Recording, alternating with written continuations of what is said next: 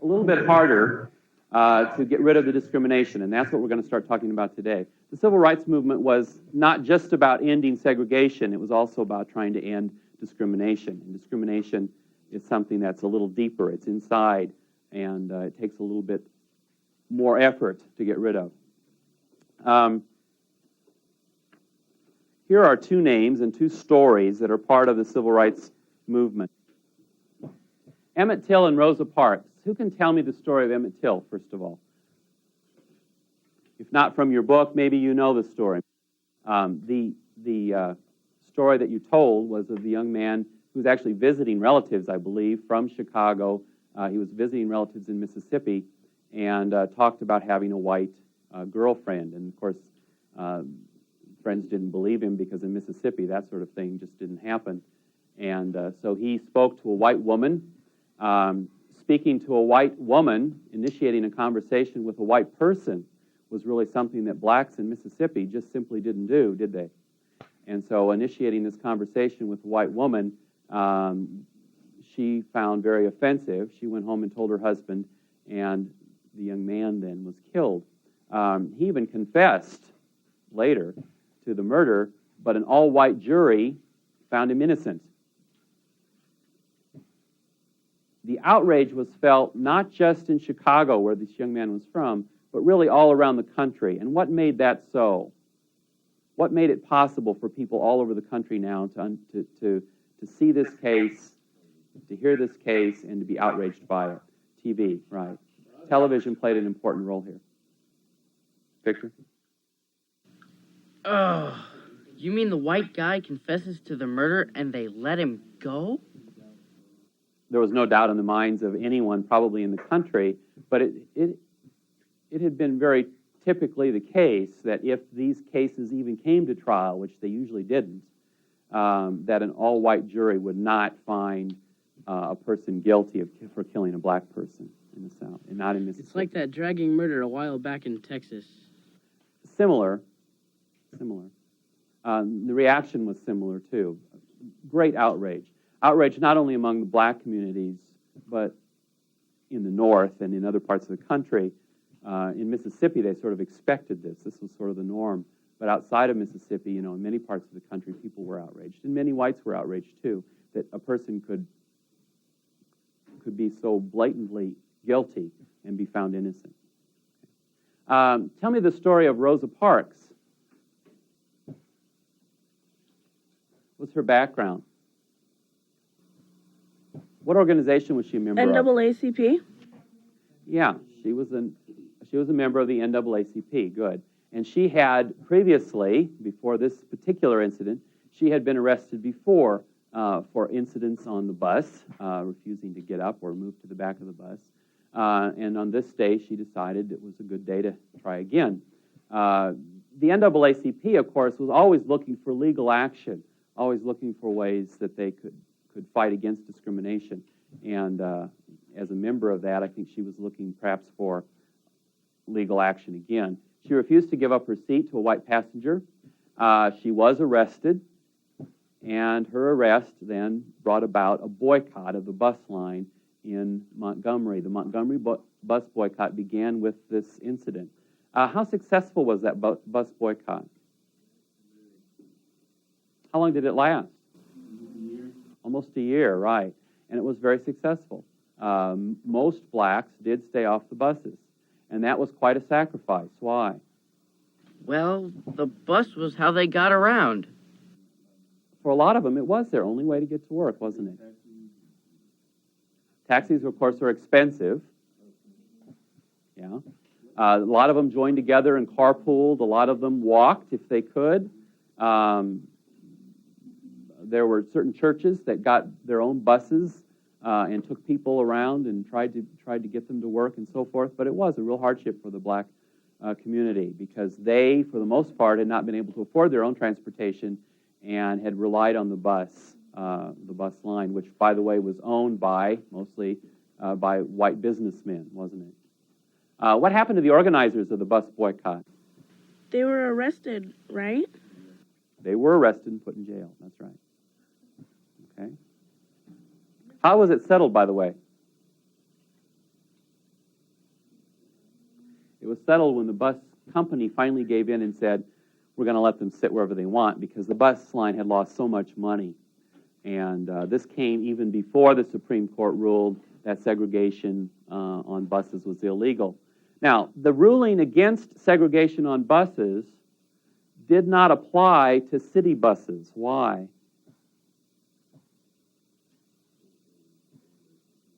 Why can the federal government, in this case, the federal government... Was it the Interstate Commerce Commission? The Interstate Commerce Commission regulates trade Across the state lines, right? across state lines. So initially, it only affected buses that went across state lines, and then later they found other ways, and there are always ways, other ways to get at those buses in the cities. They could say things like, well, the bus was manufactured outside of the state, brought into the state, therefore it can be controlled by interstate commerce. Or they use gasoline that's made outside of the state or refined outside of the state and shipped in. Therefore, if that gasoline is made outside of the state, then it falls under our jurisdiction. They found ways of doing that. 1957, as we move forward here a little bit, 1957 was the Little Rock, Arkansas school situation. What was that situation in Little Rock? A first integration of a high school.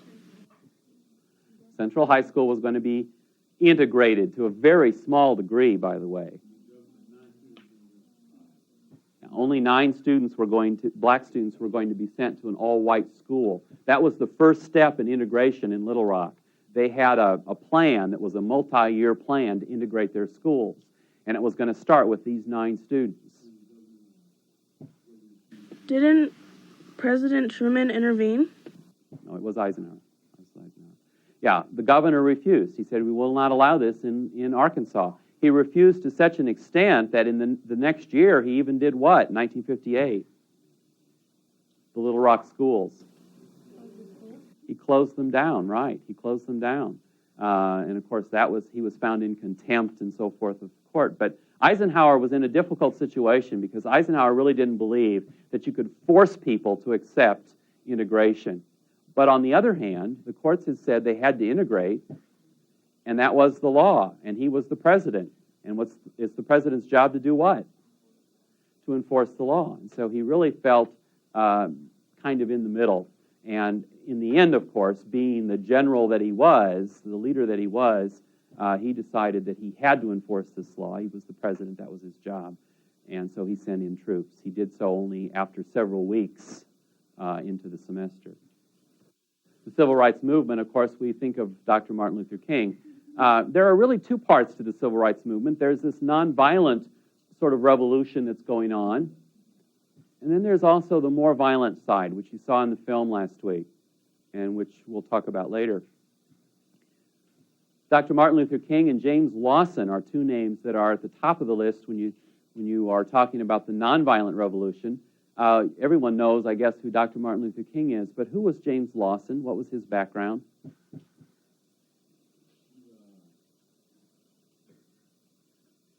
Tony? Well, didn't he work in one of the big churches in the South? He was some kind of religious leader. I'm not exactly sure what else he did. Well, he was a minister, just like Dr. Martin Luther King. He was a minister, but he was also a missionary. And where had he done his missionary work? In India. In India, right. And in India, of course, he had opportunity to learn about the nonviolent civil disobedience preached by who? Okay, by Mahatma Gandhi. And Gandhi, of course, if you know the story about Gandhi, Gandhi was an Indian who lived in South Africa under apartheid and developed these ideas of civil disobedience, of nonviolent revolution, and then took those ideas with him from South Africa to India and really led the struggle against the British for independence of India. And so James Lawson takes those ideas and he reads about back home the bus boycott and some of the marches and so forth that were going on, and decides to bring that nonviolent civil disobedience message back to his country to help in the civil rights struggle. And so he comes back and becomes one of the leaders in this movement.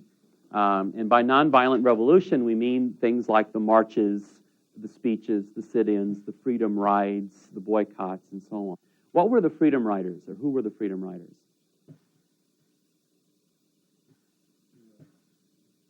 Sherry?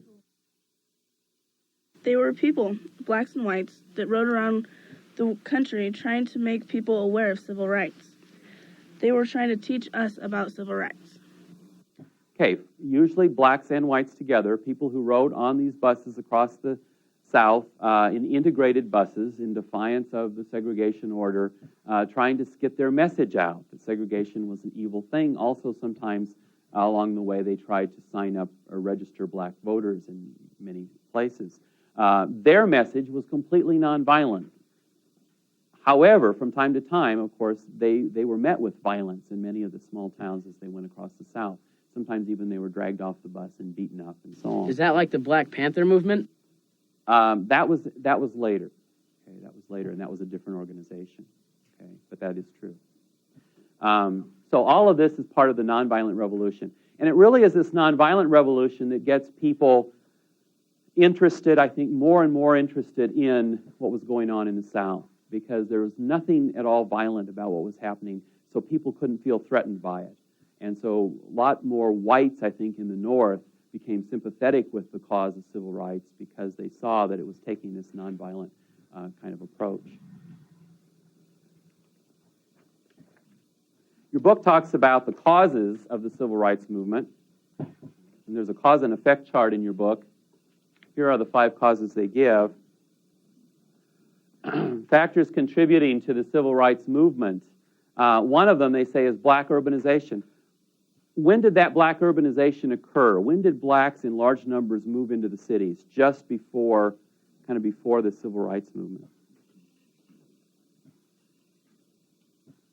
When would there have been a big exodus of blacks from the countryside into the cities to work, to find jobs? 60s? Before that? 50s? Before that? Well, what'd you say, Tony? World War II. Yeah, really during the war, right? When they needed lots of workers, during the war and after the war, large numbers of blacks, because of their experience in the military or because they were needed in the factories, had gone to live in the cities. So you do have large black communities emerging in most northern cities. Wherever there were factories, you had large numbers of blacks. Why would living in cities make them more likely to begin this revolution for civil rights? They're all together? Very good, because they're all together, right. There was strength in numbers, right? And while they were dispersed across the countryside in the South, far from one another, they didn't have the power or the strength or the unity that they had once they were brought together into these large neighborhoods in the North. So black urbanization is certainly one reason. A second factor are the black churches. Most of the leaders of the civil rights movement were what? Were pastors, ministers, right? Most of them were the leaders of the church as well. And in the black churches, you had not just religion being taught, but you also had political messages being given and word being spread from one community to another about what was going on. And so that was a way of getting the message out. More than just getting out the gospel, they were getting out the message about this whole movement of civil rights. The Supreme Court, of course, is a factor.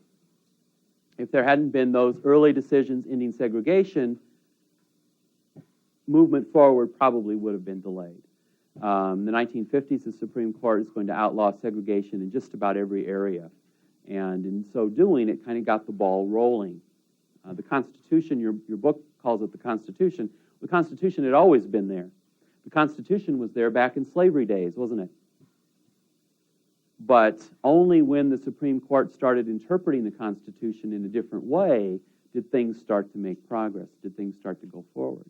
And then TV. What role does TV play here?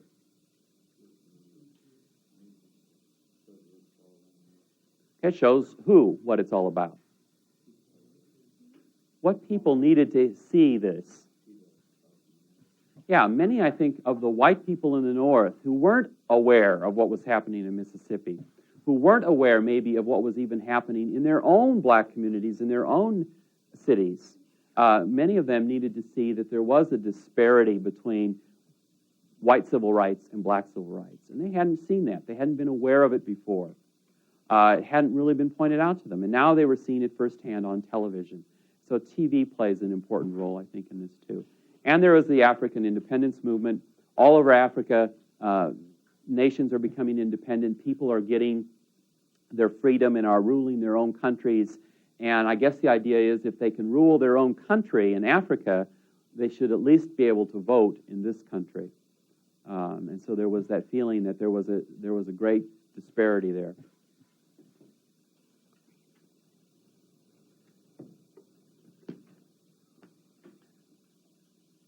You read about the violence in Mississippi and Alabama in 1963, 1962 actually, in 1963.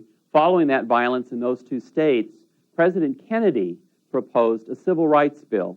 This was in 1963.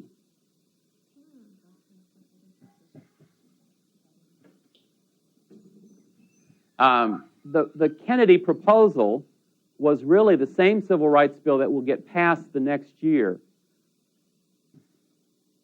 Who do you suppose blocked the Civil Rights Bill in 1963? Congress. Congress. And what part of Congress, what element in Congress do you think blocked it? The Southern senators? Okay, largely it was the Southern senators.